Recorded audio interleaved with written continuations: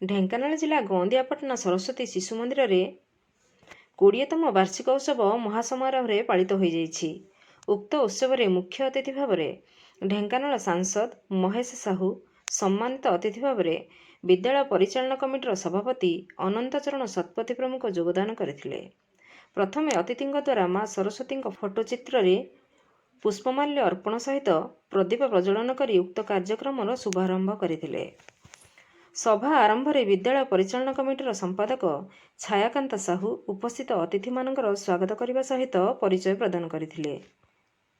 ଏହାପରେ ବିଦ୍ୟାଳୟର ପ୍ରଧାନ ଆଚାର୍ଯ୍ୟ ଶ୍ରୀବତ୍ସ କୁମାର ରାଉତ ବିଦ୍ୟାଳୟର ବାର୍ଷିକ ବିବରଣୀ ପାଠ କରିବା ସହିତ ଦୀର୍ଘ 20 ବର୍ଷ ଧରି ବହୁ ବାଧାବିଘ୍ନ ଦେଇ ଆଜି ଏହି ଜାଗାରେ ଏହି ଅନୁଷ୍ଠାନ ପ୍ରତିଷ୍ଠା ହୋଇପାରିଛି।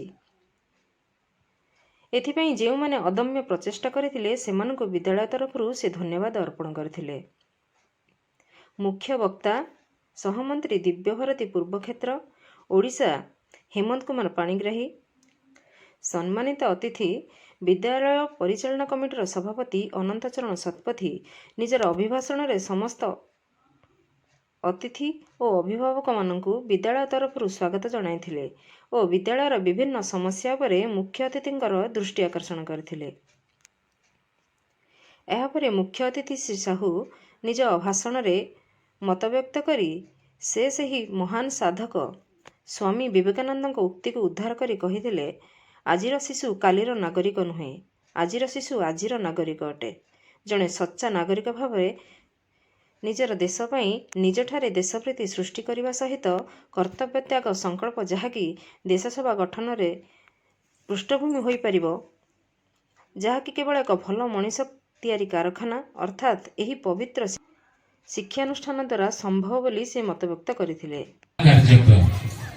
ଆମର ଗ୍ରାମଦେବୀ ଠାରୁ ଆରମ୍ଭ କରି ଭାରତ ମାତା, ଗୁରୁଜୀ, ଡକ୍ଟରଜୀ ଏମାନଙ୍କର ଭାବନା ରାଷ୍ଟ୍ରୀୟ ନିର୍ମାଣରେ ଯେଉଁମାନଙ୍କର ବାଟ ଥିଲା ସେମାନଙ୍କୁ ଆମେ ସ୍ମରଣ କରି ଗୁରୁଜୀ ଗୁରୁମା ଆମର କୁନି ବିଦ୍ୟାର୍ଥୀ ମଞ୍ଚ ସଞ୍ଚାଳନର ରୂପରେଖ ଦିଏ। କୌଣସି ବାର୍ଷିକ ଉତ୍ସବରେ ଏଭଳି କାର୍ଯ୍ୟକ୍ରମ ହୁଏ ନାହିଁ। ମନ୍ଦିର ବର୍ଷ ତମାମ 12 ମାସରେ 13 ପର୍ବ ପାଳନ କଲା ଭଳି ପ୍ରାୟ କ୍ରୀଡ଼ା ଉତ୍ସବ ହୁଏ, ବାର୍ଷିକ ଉତ୍ସବ ହୁଏ, ପିତୃମଣ୍ଡଳୀ ହୁଏ, ମାତୃମଣ୍ଡଳୀ। ଶେଷରେ ବି ନୂଆ ପରମ୍ପରା ଯେଉଁମାନଙ୍କର ମଞ୍ଜିରୁ ଆମେ ବାହାରିଛୁ ସେଥିରେ ବି ମଧ୍ୟ ଜେଜେବାପା ସମ୍ମିଳନୀ, ଜେଜେମା ସମ୍ମିଳନୀ ପର୍ଯ୍ୟନ୍ତ ସ୍ପର୍ଶ କରିବା ପାଇଁ ଶିଶୁ ମନ୍ଦିର ଭୁଲେ ନାହିଁ। ବିଦ୍ୟାଳୟର ଉପସଭାପତି କେଶବ ଚନ୍ଦ୍ର ସାହୁ ଧନ୍ୟବାଦ ଅର୍ପଣ କରିଥିଲେ। ଶେଷରେ ଉକ୍ତ ବିଦ୍ୟାଳୟର ଛାତ୍ରଛାତ୍ରୀମାନଙ୍କ ଦ୍ୱାରା ସାଂସ୍କୃତିକ କାର୍ଯ୍ୟକ୍ରମ ଅନୁଷ୍ଠିତ ହୋଇଥିଲା। ଏଥିରେ ବରିଷ୍ଠ ଗୁରୁଜୀ ଶାନ୍ତନୁ କୁମାର ନାୟକ, ଅଭୟ ନାୟକ ଏବଂ ସମସ୍ତ ଗୁରୁଜୀ ଗୁରୁମା ଏବଂ ଅଭିଭାବକ ଅଭିଭାବିକାମାନେ ଯୋଗଦାନ କରିଥିଲେ। ଛାତ୍ରଛାତ୍ରୀମାନଙ୍କ ଦ୍ୱାରା ସାଂସ୍କୃତିକ କାର୍ଯ୍ୟକ୍ରମ ଆୟୋଜିତ ହୋଇଥିଲା।